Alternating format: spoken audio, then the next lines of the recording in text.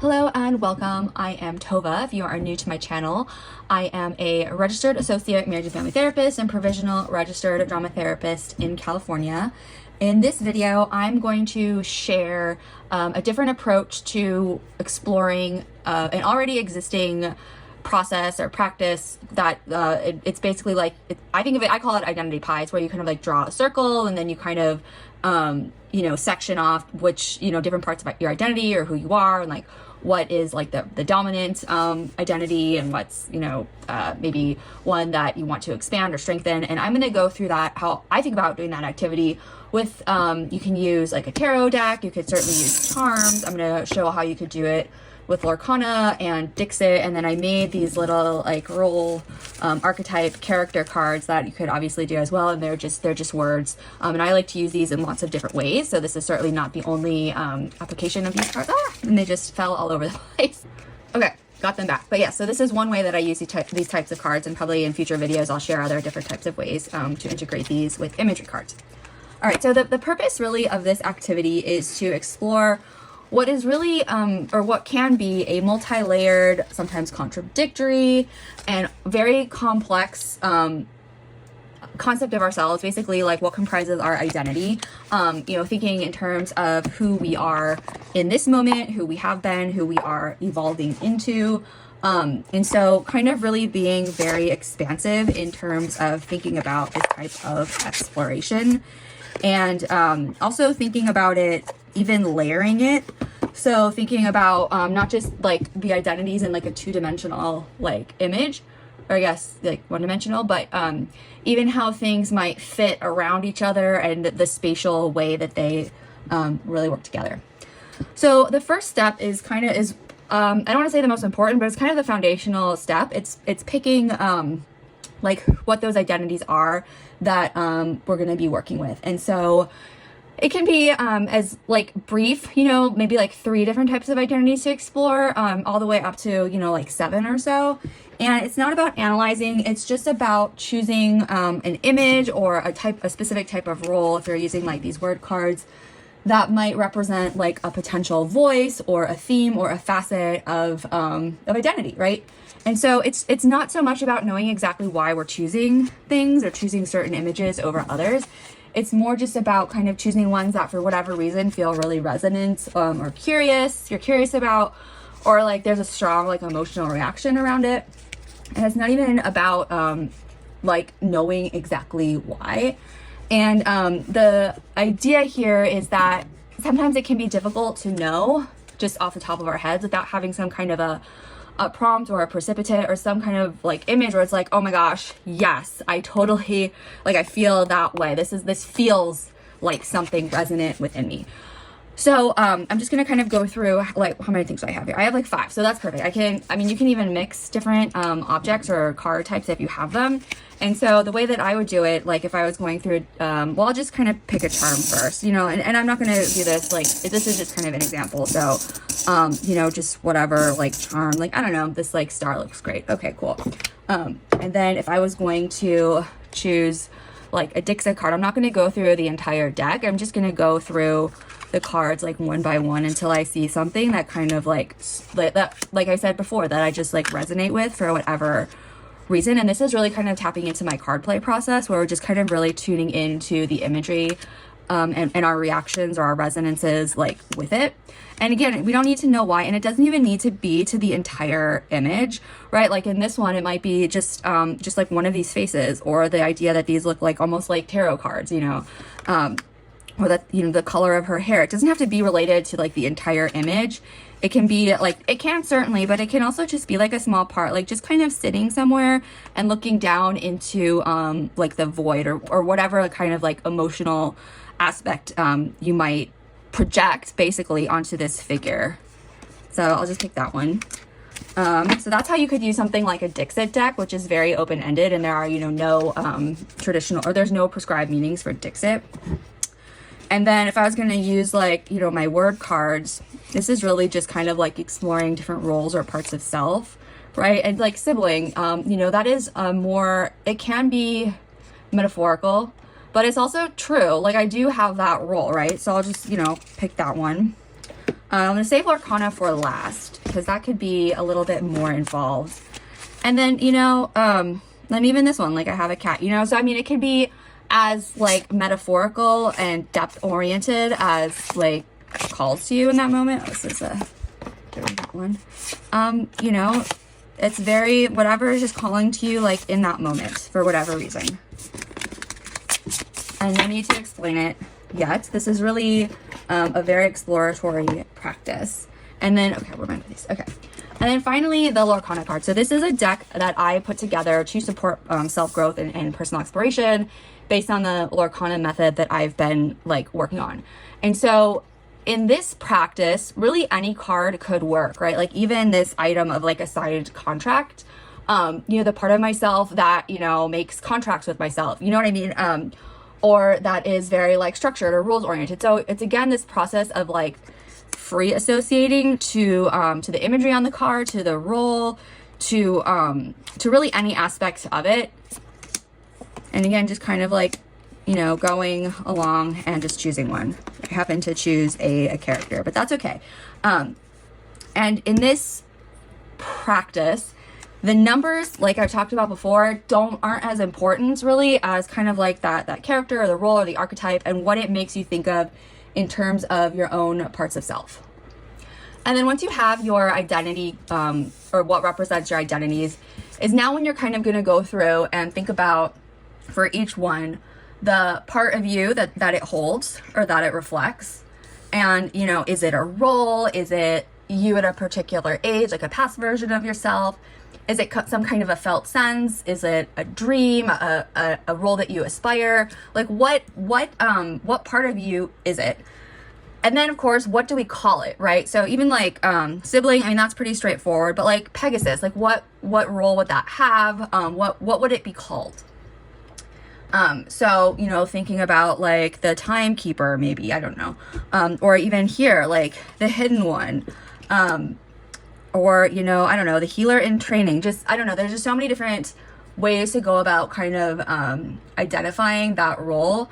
And the purpose of that is to kind of like anchor the symbolic and the metaphorical and make it personal.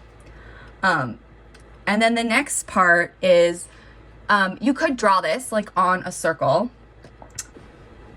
So you can certainly draw, you know, what the pie would look like and then kind of split it in, you know, in terms of how what the different roles feel like I was saying, in a more like nuanced and subjective kind of a way, not like, oh, I spend most of my time in this role and not so much time in this role, but it's more about thinking like emotionally, like even if you're not in a role like a lot from a time perspective, it might still take up a big presence in your life, or it might take up a lot of like bandwidth or emotional space. And even again, thinking about, you know, the parts that are more visible might be smaller parts of actually who you are at your core. So with that said, I think that another probably even more powerful way to explore identity comes from psychodrama, and it's called a social atom.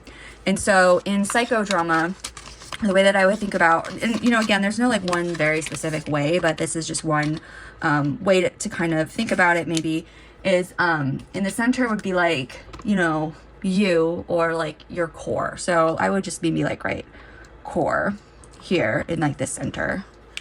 And then all of these like different inner parts or inner roles or whatever like you think of them as, are kind of like just little parts of your identity, right? And what you can do is, instead of like showing them as like pieces on like a pie, you can kind of put them as to like how close or how far they feel to you, and represent them in like lots of different ways. Like maybe you know, I have like a symbol here, but you know, maybe like this role like feels really like close, so I would maybe like put, you know, I don't know, I'm not gonna write the whole word, but like S, you know, for sibling. You know, maybe like something like this feels like very distant, so I'm just gonna put it out here and write whatever that role is. This one, you know, feels, maybe it's like kind of close to that one, and I put that one there. So you can kind of just do that for each of the roles. And so the distance can represent a variety of different things. It can represent how close you feel to that part or how far away it feels to you. Like maybe if it's a role that you are like working on strengthening, it just feels like super far away. You can even play around with it. It's like kind of even like off. It's like there, but it's like not, it has a presence, but it's not, you know, like part of, there's no like connection really, but it's just there. And it's important that it's there.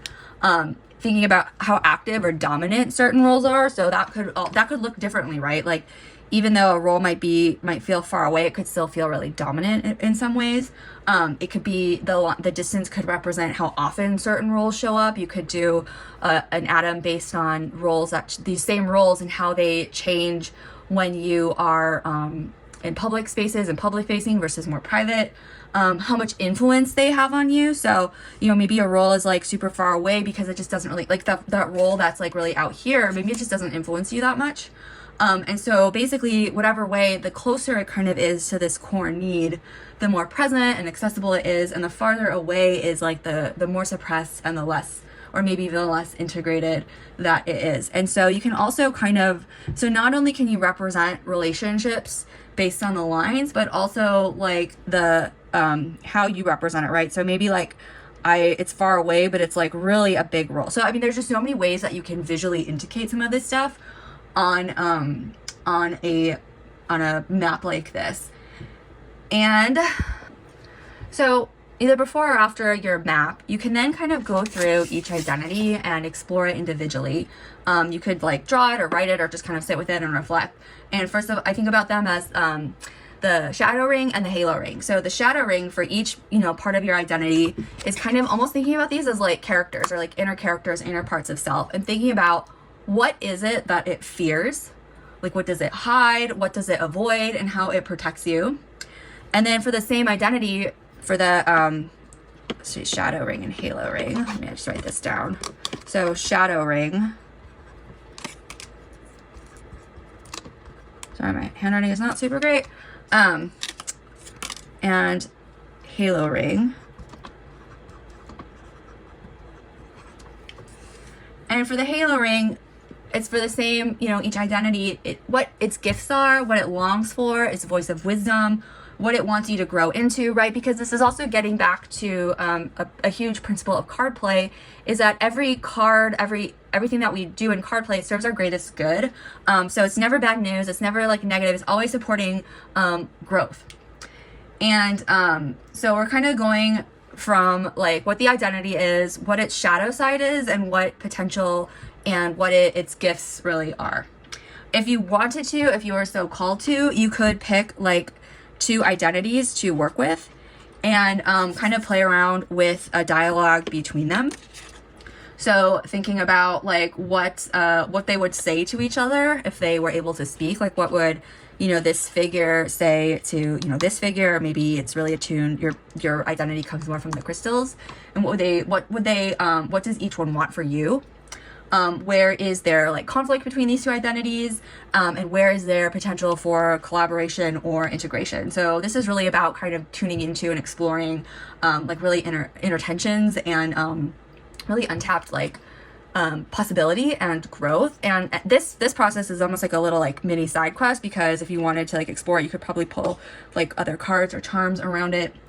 And then and this is all like very flexible and fluid, but if you wanted to, maybe thinking about if there was, you know, with these 5 roles, if there was a part of you that wasn't represented, or something that's kind of you're growing into, or that you really want to have more present in your life, and thinking about if like there was another role or an inner identity that could appear to represent that part of you that maybe is underdeveloped or just kind of like asleep, or just kind of waiting to appear, like what would be on that card. And you could certainly go through and choose a card in this one if you wanted to, like if you wanted to look at each dixit. There isn't any like specific prescribed way, but this is more about finding or identifying an aspirational or emerging identity, like something that is kind of growing.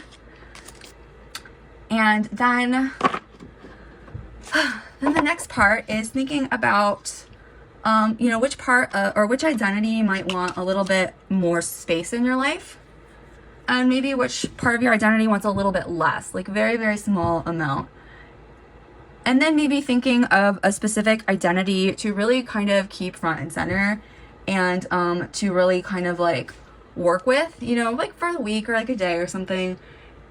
And that's kind of like a takeaway, like kind of like taking away something from the process, right? So thinking about if there is that identity that wants a little bit more space, how you might create that space. And if there's an identity that wants to kind of like have a little bit less, how you might do that. And then, you know, kind of keeping a specific identity very accessible to you, and kind of, you know, maybe having some kind of a daily check-in ritual around it, to just kind of work as like a guide for like more alignment around identity work. So this is a very dynamic process. It integrates imagination, symbolism, narrative, introspection, and it really facilitates more of a non-verbal and intuitive access to facets of identity that we might not either be like fully aware of in that particular moment, or really know how to like name off the top of our heads. And it really provides a very flexible and fluid way to externalize and concretize and interact with them in ways where we can like map them out and kind of play around with how we're actually concretizing how they feel, which is a very subjective experience, and we're trying to like put it down in a way that's very concrete. And once we do that, we can start to play around with changing it if we want to, or adding to it, or actually working with it in a more structured and grounded kind of a way. So I hope this was helpful for you. If you like this video, please go ahead and like it, and certainly hit subscribe for similar content on ways of being very expansive with self-exploration.